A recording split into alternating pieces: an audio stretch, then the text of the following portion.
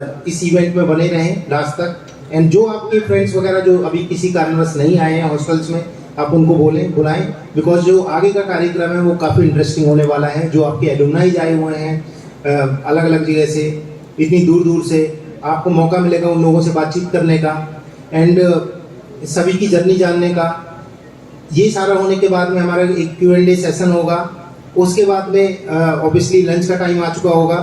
Lunch के बाद में जितने भी लोग मतलब चाहेंगे कि गेट टुगेदर, बिकॉज हम जितने भी एलुमनाइज हैं इधर ही अवेलेबल रहेंगे लंच के बाद भी। उसके बाद में इस तरह मतलब कोई इधर आके हमारा जो भी जितनी भी स्पीच वगैरह जो भी जर्नी शेयरिंग रहेगी वो पहले ही हो जाएगी। लंच के बाद जहाँ हम सब लोग बैठे हैं उसी उधर ही हम सब लोग बैठेंगे। एंड जो भी लोग चाहते हैं गेट टुगेदर करना, बातचीत करना, जो भी लोगों की क्वेरीज हैं वो लोग लंच के बाद आके बात कर सकते हैं। तो दोस्तों, जैसा कि मैं देख रहा हूँ कि समय बढ़ता ही चला जा रहा है और मैं काफ़ी समय ले चुका हूँ, तो मुझे सुनने के लिए धन्यवाद। एंड जिस चीज़ को लिए जिसके लिए आप लोग आए हुए हैं अपने एलुमनाई मिलने के लिए, तो उस कार्यक्रम को आगे बढ़ाते हुए मैं चाहूँगा कि हमारे बीच जो आज अवेलेबल हैं, आप सभी लोगों के चहेते, जो हमारी कोशिश टीम है वो बहुत चाह रही थी कि मिलें, सर से मिलें। ठीक है, हमारी कोशिश के तो ऑब्वियसली बहुत चहेते रहे हैं, एक्टिव मेंबर्स रहे हैं, और कहीं ना कहीं यही वजह है कि वो जापान से सिर्फ 20 दिन के लिए भारत आए हुए हैं। तो वो आपने कह सकते हैं कि जो उनके प्री डिफाइंड टास्क थे, जो भी जितने भी काम थे, वो उनको नहीं एक्चुअली, बिकॉज 20 दिन बहुत कम समय होता है। मैं मुंबई में फिलहाल रहता हूँ, बैंकॉक में नहीं हूँ, मैं घर जाता हूँ, मेरे लिए कम समय पड़ता है 15-20 दिन का। वो जापान से इधर आए हुए हैं, उन्होंने अपने जो भी जितने भी चीज़ें हैं उनको अपना मैनेज किया, और आज बिकॉज ऑफ कोशिश उन्होंने सोचा कि यस, हमने इतना समय दिया है, वो एक्टिव मेंबर रहे हैं, अगर इतना बड़ा इवेंट है क्यों ना चल के हम KNIT के सभी बच्चों से बात कर सकें। तो अब मैं ज़्यादा इंतजार नहीं कराऊंगा, मैं इनवाइट करना चाहूँगा हमारे प्रिय सुमित वर्मा, 2016 बैच के पास आउट हैं, जापान से आए हुए हैं। तो आप जितने भी दोस्त हैं, सर का जोरदार तालियों से फिर से एक बार स्वागत करें। और मैं चाहूँगा कि सर को, जो सर की जो जर्नी रही है, सुमित की जो जर्नी रही है, वो बहुत ज़्यादा मोटिवेटिंग है। KNIT को लेकर, कोशिश को लेकर, IIT खड़गपुर को लेकर, कैसे एक छोटे से कस्बे से उन्होंने एक जर्नी तय की आज जापान की। वन ऑफ द कह सकते हैं कि जो बेस्ट कंपनी है राकुटेन जापान, उसमें है। तो आप लोग ध्यान से सुनिए and over to you Sumit. Thank you guys. Thank you.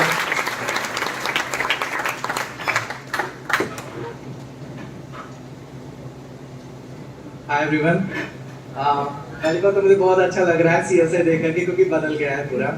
हमारे टाइम पे बहुत ही पुराना हुआ करता था, पंखे वंखे भी नहीं थे, दिखता भी नहीं था कि स्टेज पे क्या चल रहा है, पीछे सो रहे होते थे। सो बहुत अच्छा लगा देख करके CSA को। और जैसे सर ने बोला कि जापान से आ रहे हैं, सो लकीली मेरा बैच के 2 लोग और जापान में हैं, वो CS के ही थे। एक CS का था, एक IT का था, दूसरी कंपनीज में है वो। बट वो कह रहे थे, हम लोग कभी कभी मिलते हैं तो हम लोग KNIT टिक्का बोलते हैं, ग्रुप का नाम है हमारे तीनों लोगों का, जो टोक्यो में रहते हैं। सो हम कभी कभी ऐसे बातें करते हैं कि, तो वो अभी भी ये कहते हैं कि मैं उनको बता रहा था कि मैं KNIT जा रहा हूँ, तो कह रहे थे यार ये बढ़िया है, मतलब तुम्हारे पास एटलीस्ट एक रीजन है, कोशिश, जिसकी वजह से तुम अभी भी KNIT जाने के लिए तुम्हारे पास एक वजह है। वो कहते हैं, मैं कहता तुम भी चलो, बोले नहीं हम क्या करेंगे जाके। सो KNIT में वापस आना बहुत मुश्किल है, ये तुम लोग जब यहाँ से निकल जाओगे तब पता चलेगा। किसी का मन नहीं रहेगा कि वापस आकर के KNIT आओ, और सही आ रही है। हाँ, सो हाँ, वो उन लोगों ने भी सबको ऑल दी बेस्ट बोला था, और मैंने तो इनवाइट किया था ऑन बिहाफ ऑफ कोशिश कि आप लोग भी आओ साथ में। But I am really happy कि इतने सारे लोग आए हुए हो। मेरे पास कुछ प्रेजेंट करने को नहीं है, तो मैं ऐसे ही बोलता रहूँगा, क्योंकि मैं बहुत लेजी हूँ, ऐसे स्लाइड्स बनाने की इतनी मेरे में वो नहीं है। ठीक है, सो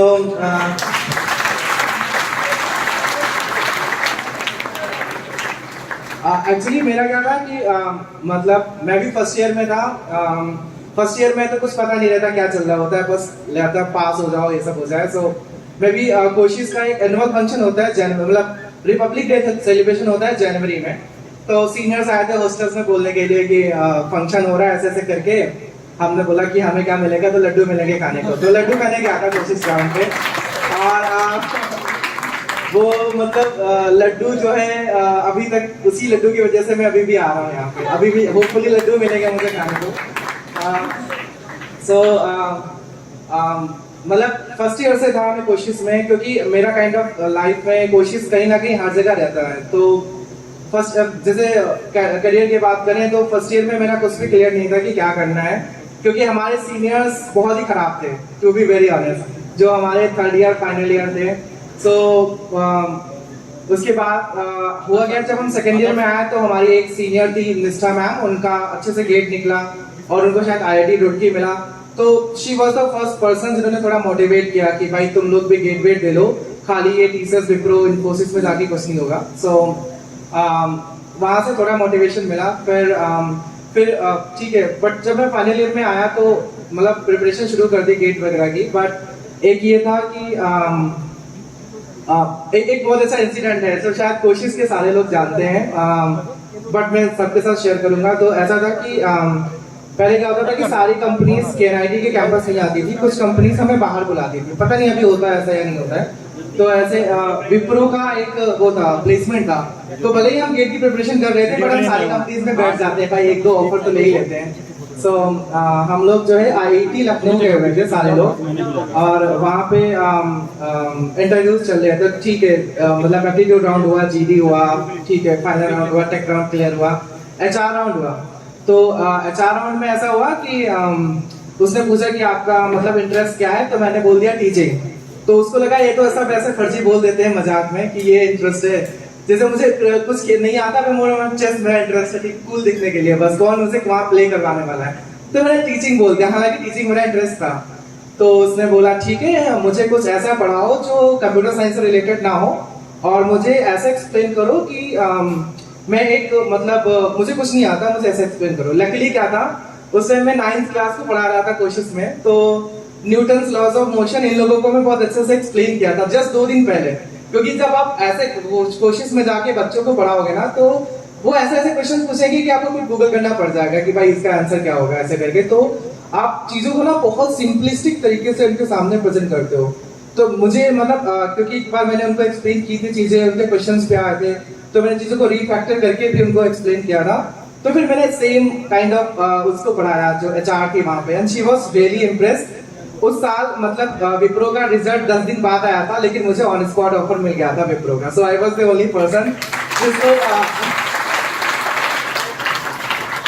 ये मतलब काफी मतलब कोइंसिडेंस कहो या कुछ भी कहो, मतलब उसने पूछा और मैं कोशिश में था उस टाइम पे, पढ़ा रहा था। तो ऐसा है कि जैसे सर ने अभी बताया कि कोशिश ने क्या क्या मतलब हमने क्या क्या किया है, बट मैं काइंड ऑफ इस पे फोकस करूंगा कि उससे हमारा क्या फायदा हो रहा है। इनकेस अगर हम अपना 1 घंटा निकाल के दे रहे हैं, 1 घंटे में आप कोई सीरीज का एक एपिसोड देख सकते हो, कोई मूवी देख सकते हो, घूम सकते हो, तो उस 1 घंटे को आप कोशिश में दे करके आप क्या ऐसा अचीव करोगे। इट्स नॉट कि ठीक है, एक चीज तो है कि आप सोसाइटी को कुछ वापस दे रहे हो, क्योंकि आपको कहीं ना कहीं एक रिस्पॉन्सिबल पर्सन होना चाहिए कि ठीक है, सोसाइटी जिस सोसाइटी में हम रह रहे हैं उसमें जो लोग वो एजुकेशन जो आप मतलब काइंड ऑफ अचीव करके आए हो, जो वो अफोर्ड नहीं कर सकते वो एजुकेशन, तो आप थोड़ा बहुत अपनी नॉलेज उनके साथ शेयर कर रहे हो। और बट उसके अलावा ये कि आपका उससे ज्यादा फायदा हो रहा है। पहले बहुत सारे लोगों को क्या रहता है कि पब्लिकली बोलने में थोड़ा प्रॉब्लम होता है, या बहुत लोग क्या होते हैं कि एक्सट्रोवर्ट टाइप के, अपनी ओपिनियंस नहीं रख पाते दूसरों के सामने। ये सब क्या होता है, कोशिश में ये सब चला जाता है। लाइक क्योंकि हम फाइनल ईयर से बोल देते हैं सर ऐसा कराते हैं, कहते हैं कराओ, तो क्या होता है कि कोशिश में एक अच्छी चीज होती थी कि मैं जो मेरा पर्सनल है कि मैंने चीजों को काइंड ऑफ एक्सपीरियंस करना सीखा कि अगर मुझे कुछ मेरे दिमाग में आ रहा है आइडिया, सर ये ऐसे ऐसा करा सकते हैं क्या, हमने उसको एक्चुअली इम्प्लीमेंट किया। बहुत बार हमारे आइडियाज फ्लॉप भी हुए वहां पे, पर सिंस दैट वाज कोशिश, बच्चे ही थे, सर ही थे हमारे, तो कभी भी ऐसा नहीं हुआ कि कुछ गलत हुआ, बट हमें सीखने को बहुत मिला वहां से। सो ये जस्ट क्योंकि मैं अपनी काइंड ऑफ प्रोफेशनल जर्नी बता रहा था, लेकिन कोशिश हर जगह आ ही जाता है, तो कोशिश को मुझे लाना पड़ रहा है बार बार। ठीक है, मैं कॉलेज के बाद से प्लेसमेंट हुआ था, उस टाइम पे बहुत ही गंदा प्लेसमेंट होता था, बस टीसीएस विप्रो यही सब कंपनी आती थी, तो मेरा दोनों में ही हो गया था। ठीक है, टीसीएस विप्रो में उसके बाद ठीक है, फिर गेट में ऐसा था कि जब मैं फाइनल ईयर में था लाइक 1000 का अराउंड रैंक थी, जो ऐसी रैंक होती है जिसपे आपको सारी आईआईटी कॉल तो कर लेंगी लेकिन लेगा कोई नहीं। सो उसमें ऐसा होता है आप इस आईआईटी से इस आईआईटी का इंटरव्यू दोगे, इस आईआईटी से इस आईआईटी का इंटरव्यू दोगे, ऐसे चलता रहता है। तो इसमें भी ऐसा था कि ऐसा, और इंटरव्यू जैसे होते हैं जैसे कि कल आपका आईआईटी बॉम्बे का इंटरव्यू है तो परसों आपका आईआईटी दिल्ली का होगा, फिर उसके अगले दिन आईआईटी हैदराबाद का होगा। तो मतलब हम तो स्टूडेंट होते इतना अफोर्ड नहीं कर पाते कि भाई यहाँ से फ्लाइटली वहाँ गए, वहाँ से फ्लाइटली वहाँ गए, और हमारा अकोमोडेशन का बहुत लोड रहता है उस टाइम पे। तो ऐसे मेरा एक सीन था कि मेरा आईआईटी शायद मैं आईआईटी मद्रास का इंटरव्यू चल रहा था और उसके 2 दिन बाद आईआईटी हैदराबाद का इंटरव्यू था और मेरा कुछ अकोमोडेशन वगैरह नहीं हो पाया था। तो अगेन मैं हैदराबाद में एक हमारे कोशिश के एलम रहते थे, सो उपेंद्र सर थे। सो मैंने शायद कल बताया था जब मैं रात को बात कर रहा था, मैंने सर को बोला कि सर ऐसा ऐसा है, मैं तो यहाँ पे मतलब स्टक हो रखा हूँ। मतलब कोशिश के जस्ट बिकॉज ऑफ कोशिश उन्होंने मेरी इतनी हेल्प की, लाइक मुझे, मैं उनके यहाँ ही रहा था 2 दिन तक, वो डेली मुझे ड्रॉप करने, क्योंकि शायद आईआईटी हैदराबाद का प्रोसेस तब 3 दिन चलता था इंटरव्यू का, तो डेली मुझे ड्रॉप करने जाते थे, सुबह शाम को लेने आते थे, प्रॉपर उनके यहाँ रहता था। तो ये काइंड ऑफ जो नेटवर्किंग हुई और काइंड ऑफ जो करियर में काइंड ऑफ वो मिला कि ठीक है हमारे नेटवर्क बहुत अच्छे हैं, हमारे सीनियर्स बहुत अच्छे हैं, उनकी वजह से तो ये बहुत स्पेशल फीलिंग थी। इट्स लाइक भले ही मेरा मतलब हैदराबाद में नहीं हुआ था सिलेक्शन, बट ये हुआ था कि एक एलएम की वजह से, क्योंकि अगर मैं कोशिश का पार्ट नहीं होता तो मैं बहुत अच्छा। आप लोग कितने सीनियर्स को जानते हो जो यहाँ से पास आउट हो चुके हैं? कोई जानता है किसी को? मतलब जो 2-3 साल पास आउट हुए उनके हो चुके हैं, मतलब जो कोई जानता है क्या किसी को?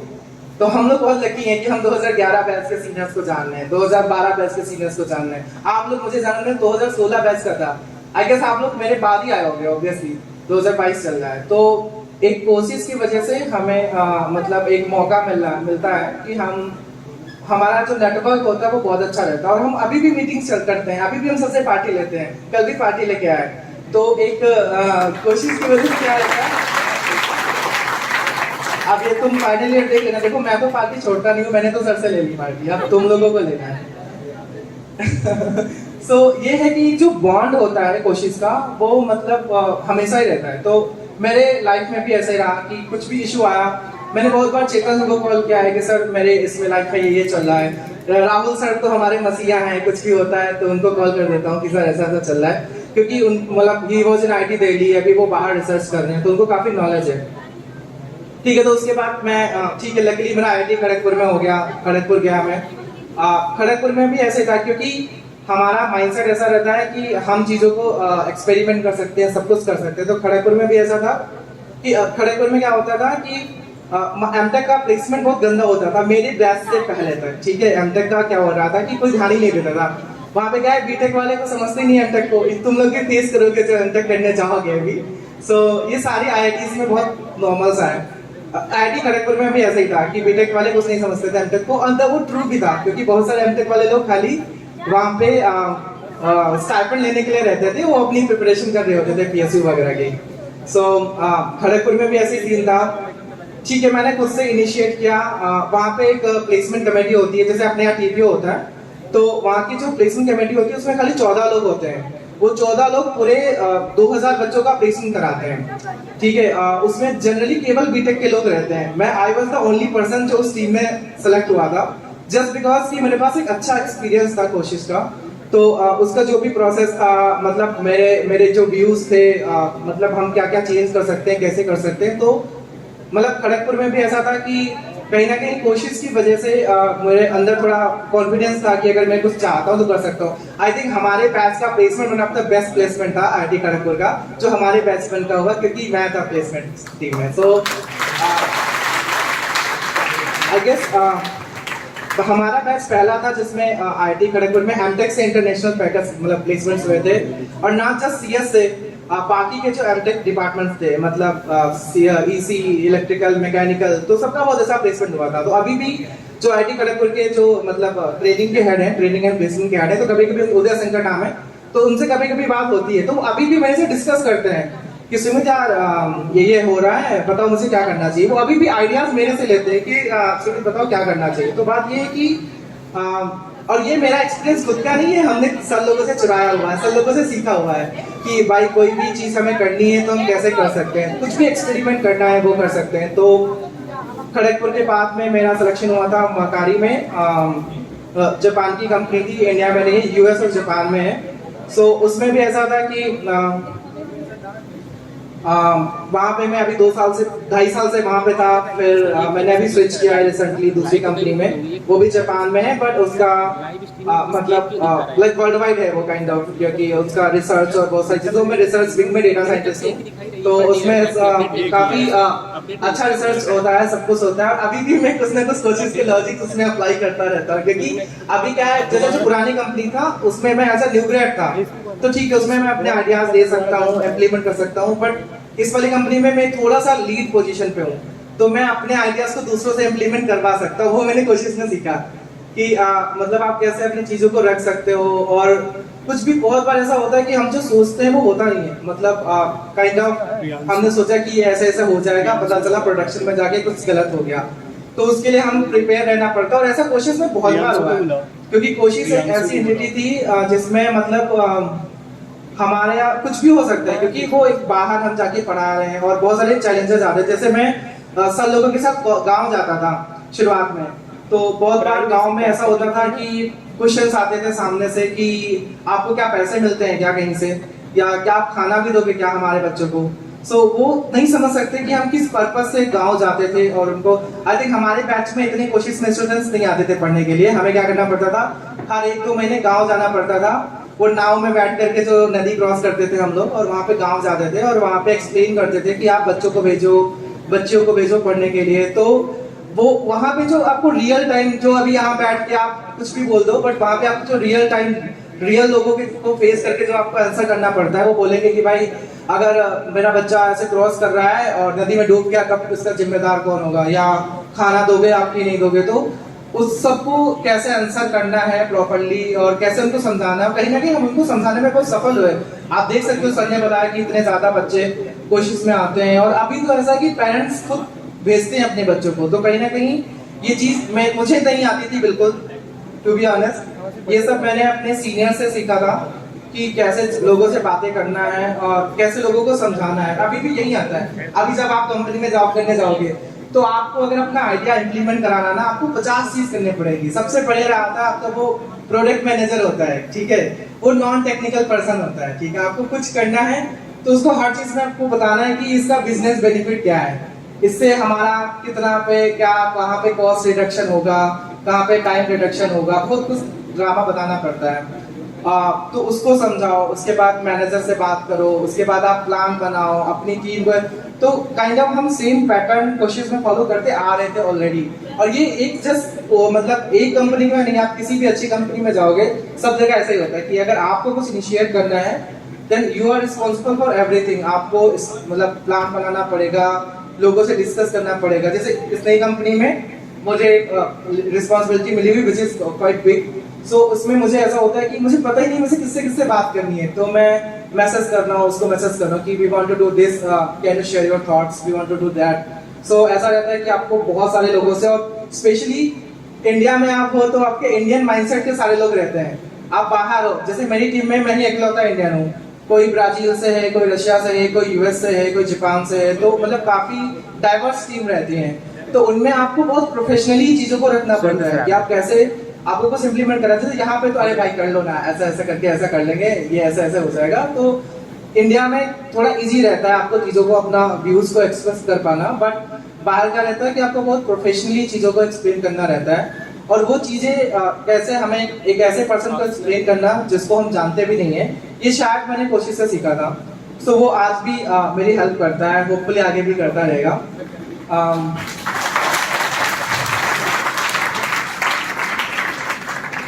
तो मतलब मैंने कोशिश की थोड़ा ब्रीफ में बताऊं सारी चीज़ें। बाकी मैं चाहता था, जैसे सबसे ज़्यादा जो मैसेज आते हैं मुझे एफबी पे, इंस्टा पे, लिंक्डइन पे, हर जगह, सर गेट और कोडिंग करें या गेट करें। जो सीएसआईटी के लोग होते हैं उनका बहुत कॉमन क्वेश्चन है कि वो गेट की प्रिपरेशन करें या कोडिंग करें, प्लेसमेंट लें या एमटेक करें, ठीक है।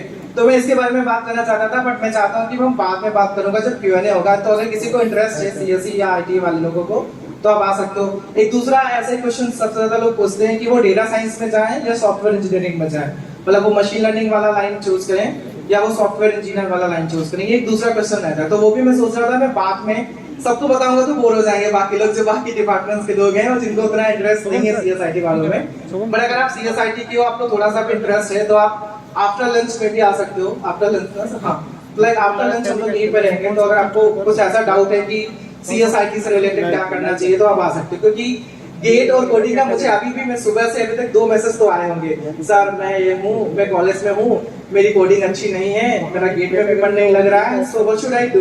तो दिस इज इतने लोगों ने सेम क्वेश्चन पूछे, मुझे कभी कभी हंसी आती है, लोग कॉपी पेस्ट करते हैं एक दूसरे का क्वेश्चन, क्योंकि सबका सेम क्वेश्चन रहता है।